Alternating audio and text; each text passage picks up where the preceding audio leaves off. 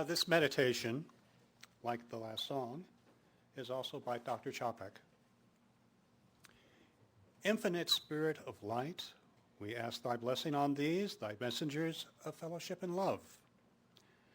May they remind us amid diversities of knowledge and of gifts to be one in desire and affection and devotion to your holy will. May they also remind us of the value of comradeship, of doing and sharing alike. May we cherish friendship as one of your most precious gifts. May we not let awareness of another's talents discourage us or sully our relationship, but may we realize that whatever we can do, great or small, the efforts of all of us are needed to do your work in this world.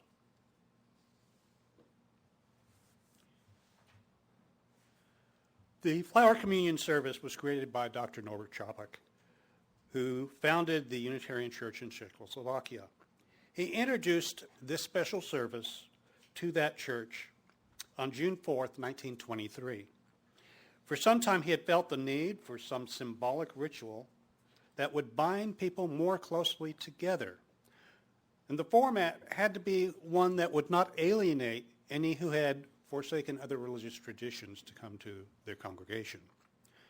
The traditional Christian communion service of bread and wine was unacceptable to the members of his congregation because of their strong reaction against the Catholic faith. So he turned to the native beauty of their countryside for elements of a communion which would be genuine to them. This simple service was the result. It was such a success that it was held yearly before their summer recess of that church. And what they did back then is like the churches used to do in New England, is that they only had a church year during the academic year, and then they would let out for summer and might get together for a few picnics, but wouldn't actually hold regular church services again until the fall. The Flower Communion was brought to the United States in 1940 and introduced to the members of our Cambridge, Massachusetts congregation by Dr. Chopek's wife, Maja Chopek. The Czech-born Maja had met Norbert Chopek in New York City while he was studying for his PhD, and it was at her urging that Norbert left the Baptist ministry and turned to Unitarianism. The Chopeks returned to Czechoslovakia in 1921 and established the dynamic liberal church in Prague. And at one point, it was the largest Unitarian church in the world. In the late 1930s, they at times had 5,000 people in attendance, what today we would call a megachurch. Maja Chopek was ordained as a Unitarian minister in 1926. And it was during her tour of the United States that she introduced the Flower Communion, which had been developed in the Prague Church at the Unitarian Church in Cambridge. Unfortunately, well, actually, the script says unfortunately, but the fact that she was not able to return to Czechoslovakia because of the war probably saved her life. So I'm not going to say unfortunately. And it was not until after the end of the war that she found out that her husband had been killed by the Nazis. From this beginning, the service has spread to many of our Unitarian Universalist congregations. In fact, I would be willing to say most Unitarian Universalist congregations, and has been adapted in various ways along the way. People were asked to bring a flower of their choice, either from their own gardens or from the field or roadside. And when they arrived at the church, a large vase stood waiting in the vestibule, attended by 2 members of their church school. Each person was then asked to place their own flower in the vase. This signified that it was by their own free will that they joined with the others as part of this congregation. The vase contained all the flowers and was a symbol of the United Church Fellowship. The young attendants helped with the arrangement of the bouquet, and later they carried the vase up to the front of the auditorium and placed it on a table. Dr. Chopek then said a prayer, after which he walked over and consecrated the flowers while the congregation stood.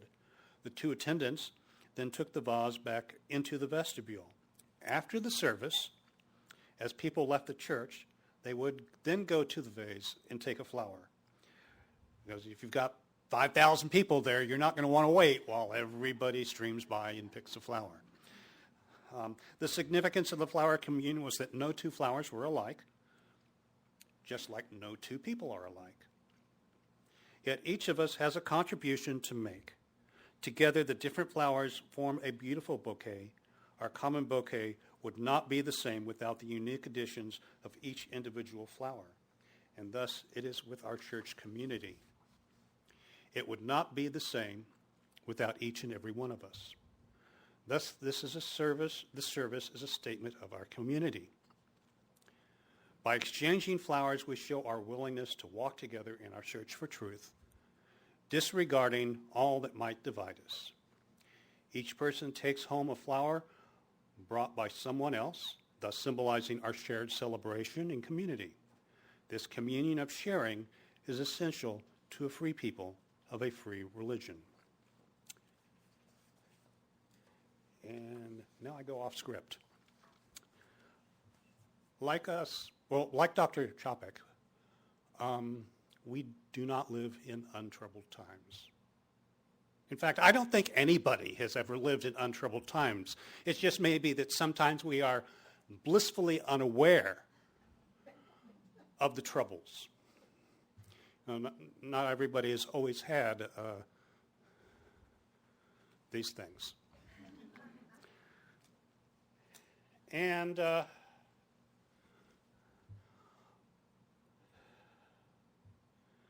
troubles that Dr. Chopek faced in Czechoslovakia, in 1938, basically the Sudetenland was given to the Nazis. And then later the next year, they marched in. We don't face that specific problem at the moment, but it seems like when we look at our history and we go to our schools, we are given that this sort of thing was unique in human history, that the genocide that happened in Europe in the 1940s was uniquely terrible and horrible. And the unique thing about it was that when it ended, the American press was there to take pictures. And that it was in our political interest to publicize how bad these people were, when in reality, that sort of thing has happened with disturbing regularity throughout human history.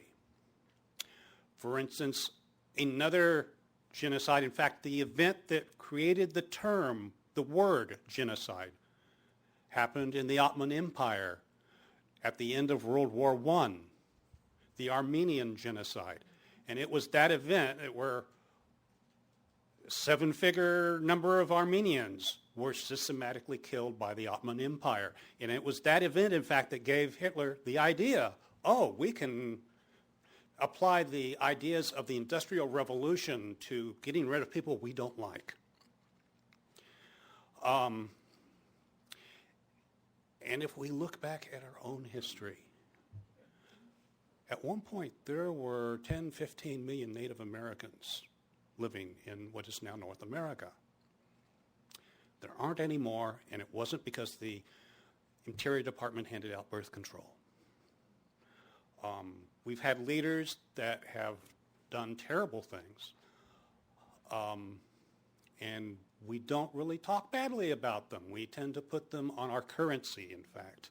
You look at our $20 bill, you'll see the person who brought together the Trail of Tears. If you look at our $5 bill, you will look at the president who was responsible for the largest mass executions of Native Americans in our history. But in our history classes, we don't really emphasize that very much, but it is part of our history. And these things don't just pop up out of the blue, saying, wake up one morning in a bad mood and say, I'm going to get rid of the people causing us troubles. It happens over a period of time. And one of the steps into it in almost any situation is a massive increase in the prison population. because before you kill them, you got to put them somewhere. Particularly when you're talking about genocide. With the Native American situation, they just created reservations, which I guess you can say aren't prisons because prison implies infrastructure. Stick them in some land that's useless. And here in the United States, if you look at the past 40 years, the prison population has increased by 500%. And to a large extent, right now, since we have this terrible medical system, a lot of that is being used to say, okay, these are poor people who we do not want to provide medical care for, so we will stick them in these boxes. This morning's Guardian newspaper said that more than half of state and sentenced jail prisoners met the criteria for drug dependence and abuse. Around 14.5% of men and over 31% of women in prisons suffer from serious mental health illnesses. Once in prison or jail, many of these individuals receive little or no treatment for their illnesses. And they give an example as an international newspaper, and guess what? It's a Texan. Janice Dotson Stevens was one of these individuals. The mentally ill 61-year-old died in the Bexar County Jail, which is down in San Antonio, on 14 December 2018 after spending 5 months in jail for a misdemeanor charge of criminal trespass on a $300 bond. She never saw a courtroom during the entire time span because she was waiting for a psychiatric evaluation that was never conducted. We received the medical records 2 weeks ago. We discovered that she lost 136 pounds in 150 days. And they knew that when she was booked, she had hypertension and schizoaffective disorder. It was already in their database. The attorney, Lisa Sakowitz, who is representing her family in the lawsuit against Bexar County, the arresting officer, and the health service provider, they said that her medication history while she was in custody was entirely blank. There was no treatment for Ms. Dotson Stevens. Well, that's terrible and all, but what can we do about it? Well, one thing is that Unitarian Universalist Association does have a prison ministry program. It is called the Worthy Now Prison Ministry Network. It is a liberal religious coalition powered by the Church of the Larger Fellowship. It includes individuals, groups, and communities of faith called to prison ministry and prison justice. Our dream is for all people who are in prison to know that they are inherently worthy now to love and to justice, and for them to have access to religious freedom. This means that all are worthy of love, respect, and support right now, not at some future time when we are better people, but as we are now. The Worthy Now Network is committed to strengthening our Unitarian Universalist first principle with this declaration. Now, the Worthy Now Network is developed from two differing needs. There are 3,500 members in the Church of the Larger Fellowship, and 750, actually probably closer to 1,000 now, are persons who are living in prisons in the United States, 76 of which are in North Texas. Some are already UUs, but the majority have learned about Unitarian Universalism by being connected to the CLF by others who are incarcerated. The Worthy Now helps extend the CLF's outreach to meet the demand of our faith among this population. We are also called to be a community resource for UUs and others in liberal faith traditions so that we can extend our reach far beyond those we already serve. Some of you are building your own prison ministries, and some have been hard at work for years. Worthy Now seeks to create a common space for all of us to connect online, to share ideas and resources, and to provide and receive training. This prison ministry network will help those in the free world better serve our incarcerated siblings in faith. By uniting into one strong community of religious liberals, we can be stronger in our work to end mass incarceration. Now, on Saturday, June 8th, which is basically 2 weeks from yesterday, at Horizon UU in Carrollton, there will be a conference for Unitarian Universalists and anyone else who connects to the Worthy Now Network to assert that all are worthy of justice and love. There is no cost for this workshop. Thanks to the generosity of NTUC and donors to the CLF, all donations are welcome to this registration process and will directly support the almost 1,000 UU members of the Church of the Larger Fellowship living in prisons across the country. And this is a description of that workshop. Moving into prison ministry and introduction to the prison industrial complex. Religious freedom for people living in systems of mass incarceration is protected by the First Amendment of the U.S. Constitution. Yet exploring and practicing a wide breadth of religious and spiritual views can be challenging. Prisons are dominated largely by fundamentalist teachings and resources. This conference will help people interested in prison ministry who offer alternative perspectives and can support the unmet religious and spiritual needs of those who are incarcerated.